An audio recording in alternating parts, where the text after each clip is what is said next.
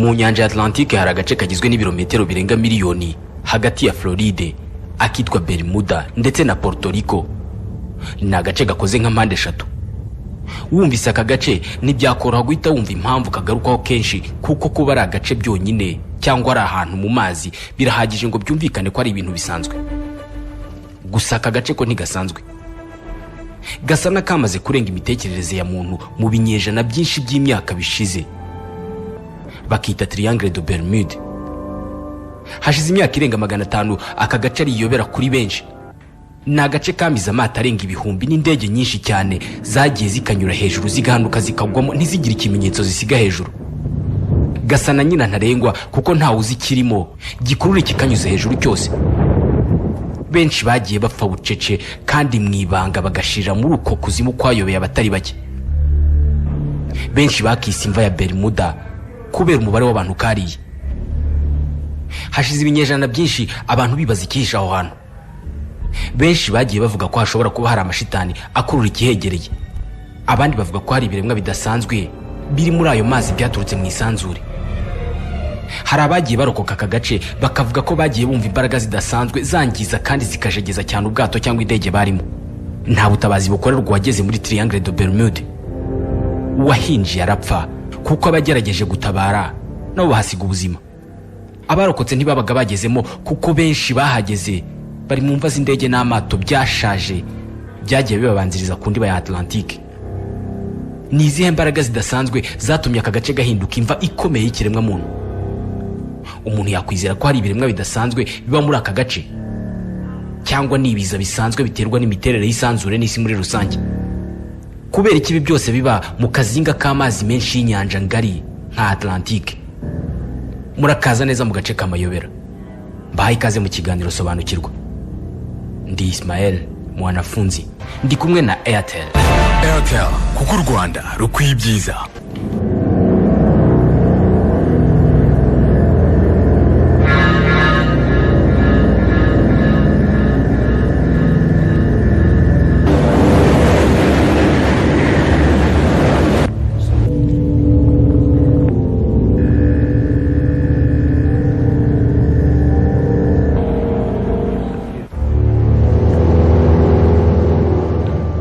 Byose byatangiye kumenyekana mu gihe cya Christophe Colomb wavumbuye Amerika.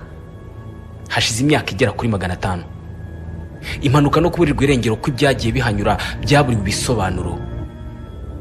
Mu 1963 ubwato bwitwaga Silver Queen bwapimaga uburebure bwa metero 130 bwari butwaye abantu 39 bwaburiwe irengero ubwo bwanyuraga muri Triangle de Bermude. Hashize amezi 6 indege ebyiri z'ingabo zirwanira mu kirere za Amerika zo mu bwoko bwa KC-135 zanyuze hejuru y'aka gace zihanuka byihuse baziburira irengero. Hadashize igihe kinini ubundi bwato bunini bwitwaga Good News bwari bwikoreye toni 2500 z'ibicuruzwa bwari gitiye muri aka gace. Mu 1948 indege yo mu bwoko bwa DC-3 yajyaga Miami itwaye abantu 36 nayo yahanukiye muri aka gace iburirwa irengero mu gihe yari imaze guhabwa amabwiriza yo kugwa hafi aho. Mu mwaka w'1986 umugore n'umugabo bari mu kadege gato bavuze ko bari mu gace kari hagati ya Bermude na Floride bakumva ibintu bibakurura.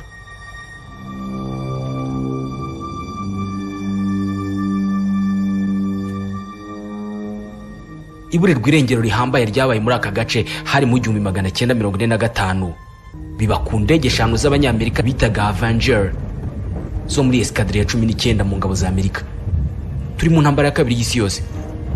Izi ndege zari zigiye gukorera imyitozo hejuru ya Triangle de Bermude mu nyanja ya Atlantique. Turi mu kuboza mu 1945. Ma boussole ne fonctionne pas. Que dit la vôtre? Je n'ai aucune idée de l'endroit où on est. On s'est perdu après ce dernier virage. Pour Everglades à FT-28, lieutenant Taylor, vous me recevez? Ni abapilote bari batwaye izo ndege ubwo bari bageze hejuru y'aka gace ka Bermude mu nyanja ya Atlantique. Bari batangiye kumva ibintu bidasanzwe bibakurura. Uyu yitwa Lieutenant Taylor, umupilote w'umuhanga cyane. Ma boussole ne fonctionne pas. Que dit la vôtre? Je n'ai aucune idée de l'endroit où on est. akuma kacu kayobora indege ntikarimo gukora. Tumaze kurenga ahantu hari akarwa kandi mu by'ukuri ntituzi aho turi. Affirmatif. Nous venons de survoler une petite île. Nous ne connaissons pas notre position. Il semble que nous soyons perdus. Ntiturimo gushobora kwiyobora, ntituri kubasha kubona uburengerazuba, turimo kujyanwa mu majyaruguru tutabishaka kandi ntitubasha On kwiyobora. n'arrive pas à retrouver l'ouest. Impossible de s'orienter. yasabaga ko bamufasha kugira ngo abone ahagwa kuko yakurwaga n'imbaraga nawe atazi. Yabonye ubwato hasi mu mazi ibumoso bwe. Ajya kuburirwa irengero yavuze ko noneho abonye urumuri, byasaga naho abonye inzira. Indege ye n'izindi byari kumwe zahise zimanuka bucumu ziburirwa irengero. Hari saa 9:04 z'umugoroba. Ibi iyo byajyaga kuba, abajyaga gutabara no gushaka imirambo nabo ntibagarukaga. Izi ndege zikimara kugwa, abategetsi ba Amerika bohereje indi ndege mu butabazi itwaye abantu 13, nayo ntiyagarutse. Iki cyabaye kimwe mu byago bikomeye byabaye ku ndege z'intambara bibereye muri Triangle de Bermude. Abahanga mu gukora ubushakashatsi bavuze ko iyo yari impanuka idasobanutse no batabonera ibisobanuro. Bikiba, abantu batekerezaga ko abapilote b'izi ndege baba bashimuswe n'ibiremwa bidasanzwe by'amayobera ngo byaba byaraturutse mu isanzure bizwi nka OVNI, objet volant non identifié. N'imiryango yabo yatinze kwemera ko bapfuye kuko nta kimenyetso na kimwe cyabyerekanaga usibye kutababona byonyine. Nyuma yo kubura aba bantu bose ndetse n'abagiye kubashaka, hashize imyaka 50 igisirikare cya Amerika kitarava ku izima cyasubiye gushaka ibisigazwa bya za ndege ngo kinavumbura icyaba kishe muri kariya gace kamaze kurya benshi. Bakoze ubwato bufite ubushobozi buhambaye mu guhangana n'imihengeri, babwise Deep 6. Babwohereje hafi ya Triangle de Bermude. Graham Hawkes niwe wari kapiteni w'ubu bwato. Yasaga n'igiharamagara kuko nyuma yo kubona ibyabereye muri Triangle de Bermude byakekwaga ko nta wakwemera kuhajya noneho ku bwende bwe. Yari umuvetera mu bakapiteni bakoraga akazi k'ubutabazi. Kugira ngo azagere ku ntego yari yihaye, byabaye ngombwa ko yifashisha John Mayer. John Mayer yari umupilote w'indege z'intambara muri Vietnam. Uyu yahisemo ko bakoresha uburyo bwo gukusanya amakuru y'ako gace kuva mu myaka ya kera. Nakusanyije buri kimwe cyashoboraga kumbera ikimenyetso.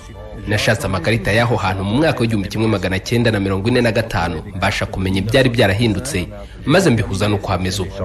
Et j'ai reproduit ces variations au demi-degré près. Yari operation ikomeye ku buryo umwe muri aba bagabo yavuze ko nibabona ibisigazwa by'izi ndege azakuramo ingofero yambaraga akayitapfuna kugeza ishize.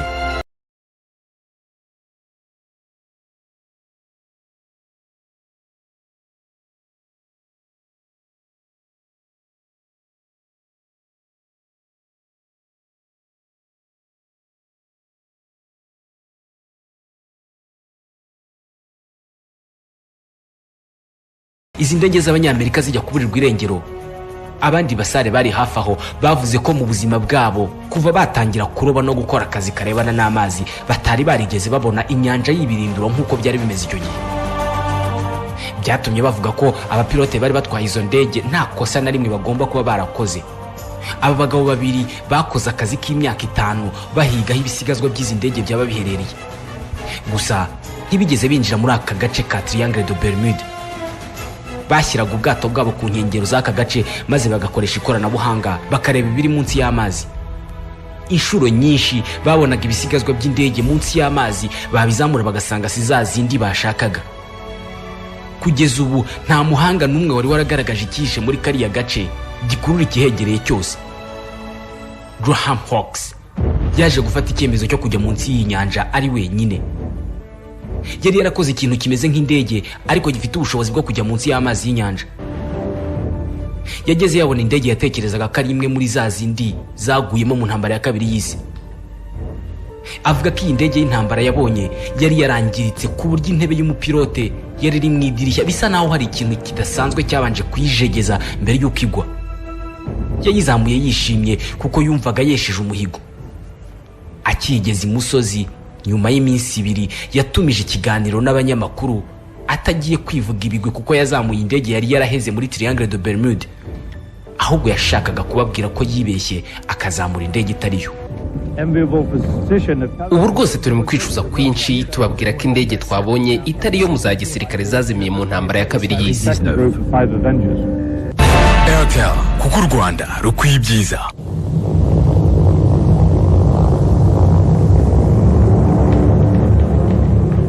ukwibeshya kwari gukomeje kwiyongera mu bashakaga kuvumbura icyishe inyuma ya kariya gace. Abakoraga aka kazi bari batangiye kujya bafatwa nk'abasazi kuko bari bamaze imyaka myinshi bajagajaga indiba ya Atlantique ariko ntacyo bageraho. Bageze aho bafata icyemezo cyo guhagarika ibi bikorwa byo gushakashaka iby'izi ndege byashoboraga no kuba inzira yo kumenya ikiri muri kariya gace. Gusa bakivayo bavuze ko munsi y'iriya nyanja hari ibihumbi by'indege n'amato yagiye agwayo mu bihe bitandukanye. Ibisigazwa byabyo byabaye amacumbi y'udukoko dutandukanye dutuye munsi y'amazi. Muri iyi nyanja ya Atlantique, agace gahuza Bahamas na Floride niko gakemangwa cyane kukuba karimo izo rukuruzi zidasanzwe. Abacuruzi b'ibiyobyabwenge bakanyuramo kenshi nibo bakunda kwibasirwa. Hari amato mato ajya azimirira muri kariya gace ntibivugwe kuko kenshi bitaba byanamenyekanye ndetse no kubera ubwinshi bw'amato aburiramo. Gusa iyi nzira ya Triangle de Bermude ninyuzwamo ibicuruzwa byinshi. Igitangaje nuko ibisigazwa by'ubwato n'indege bisangwa muri Triangle de Bermude nta kimenyetso na kimwe biba bifite cyagaragaza icyabaye mbere yo kugwa munsi y'inyanja. Hari irindi zimira ry'amayobera ryavuzwe cyane muri aka gace.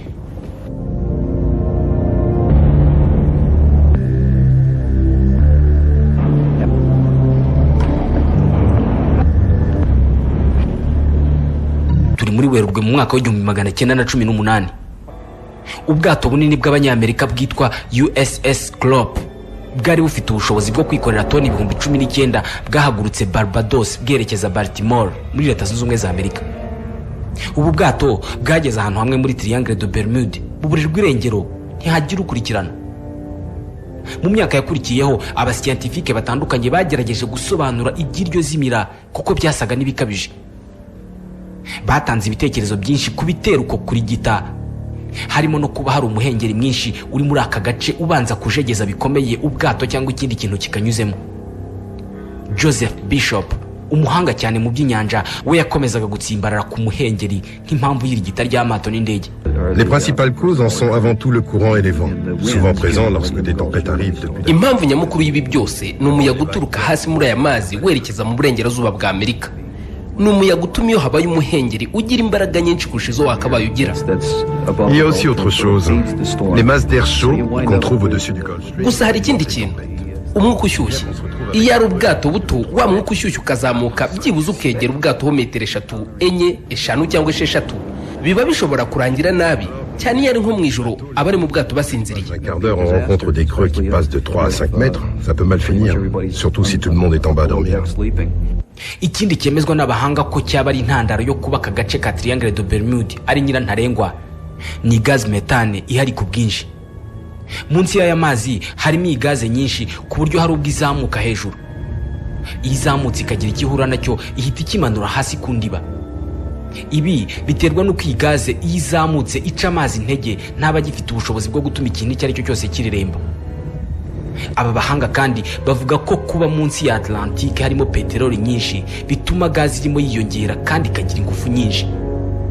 Iyi ngingo ituma byemezwa ko ubutaka bwo munsi y'amazi ya Triangle de Bermude bukize cyane ku birebana na gaz methane.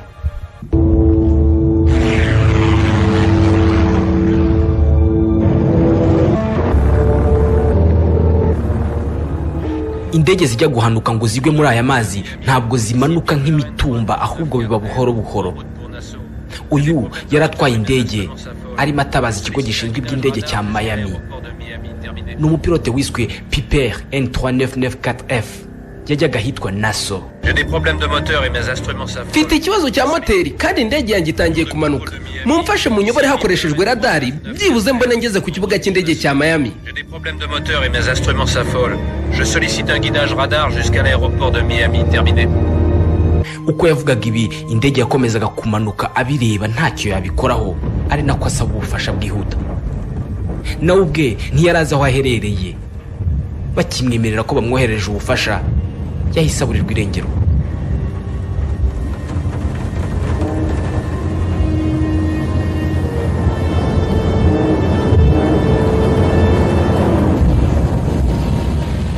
abapilote bagiye barokokera aha hantu bagiye bavuga ko bagiye bazitirwa n'igihu cyane cyane ababaga bageze ku kigobe cya Stream ni mu nce za Floride. Iyo bibayeho icyitwa busole cyangwa se akuma kagaragaza amerekezo gahita gata ubushobozi bwo kuyobora indege. Umunyabutabire Einstein we yavuze ko igihe n'isanzure bifitanye isano ya hafi cyane ari nabyo abahanga bagiye bagenderaho biga ibirebana n'uburyo indege n'amato bigenda hejuru y'isi bashaka kumenya icyaba kiri muri Triangle de Bermude. Nyamara benshi byarabayobeye. Umusaza Martin Kairin yatwaye indege z'intambara za Amerika mu myaka ya kera, ariko nawe Triangle de Bermude arayizi cyane nubwo yamubereye iyobera. On a eu le cas d'un Boeing B-52 Super Fortress de l'US Air Force. Twigeze kugira ikibazo cy'indege yacu ya Boeing B-52 ifite ingufu nyinshi mu gisirikare cya Amerika. Iyi ndege yigeze kwinjira mu kirere cya Bermuda, abari ku kibuga bayireba kumbonesha kure zabo. Icyatangaje abantu nuko ikigera hejuru y'ako gace babonye iyo ndege itakiva hiri. Yahagaze mu kirere bitari ku bushake bw'abapilote, ndetse nta n'uwamenye cyari kibaye. Nta muntu n'umwe ushobora gusobanura ikintu cyatumye indege ifite moteri enye na reacteur ebyiri imara isaha yose mu kirere ihagaze itava hiri. Abapilote b'iyi ndege bahise bagerageza gutumbagira ngo bajye kure hashoboka, ariko bahise bava mu kirere cya Bermuda baburirwa irengero, nyuma baza kugwa i Bermuda. Yari yanyoye ibihumbi 70 bya litiro za benzine yiyongera kuyo yari isanzwe inywa, kandi nta gisobanuro na kimwe gishobora kuboneka kuri ibyo bintu. Et officiellement sur les registres, il n'y a aucune explication.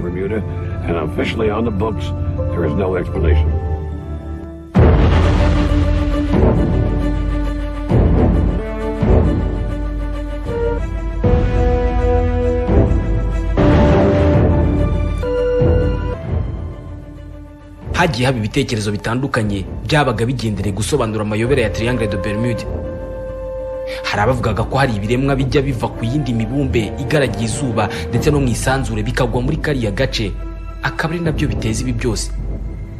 Hari n'abavuga ko ibi biremwa bishobora kuba bijya bizamukana abantu baguye muri kariya gace bikabajyana ku mibumbe yabyo.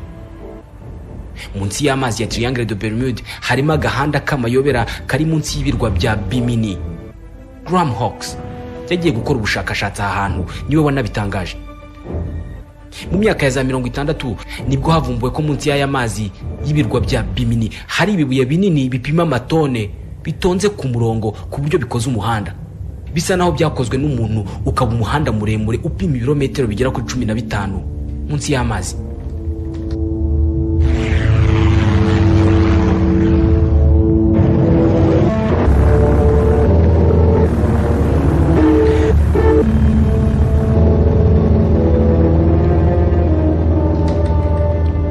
Muri Triangle de Bermude umunsi watangiye neza uba ushobora kurangira nabi cyane mu byago bikomeye.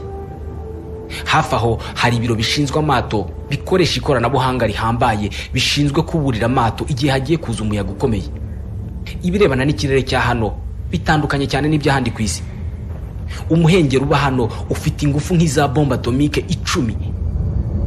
Uyu muhengeri utuma amazi azamuka akagera byibuze muri metero 15 mu kirere, ahasumba inyubako y'amagorofa 5. Uyu ni umuyaga uri ku gipimo cy'umuvuduko w'ibirometero 300 ku isaha, inshuro enye ugereranije n'umuhengeri usanzwe. Igisa n'igitangaje nuko kugeza ubu nta mibare ifatika y'abariwe na Triangle de Bermude iraboneka.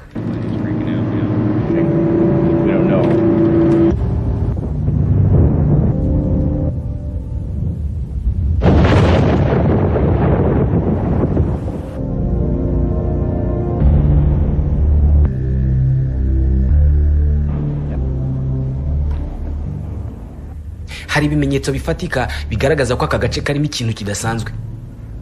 Nubwo benshi bashaka kugaragaza icyari cyo, ntiharagera igihe ko bahuriza hamwe ngo abatuye isi bamenye mu by'ukuri gitera ibi byose.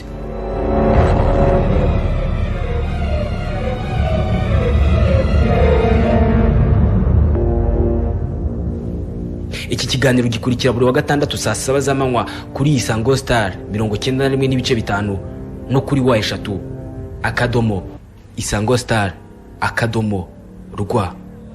Nsoreje ikiganiro sobanukirwa cy'uyu munsi, tuzasubira ubutaha. Ndi Ismael mwanafunzi, nari kumwe na Airtel. Airtel kuko u Rwanda rukwiye ibyiza.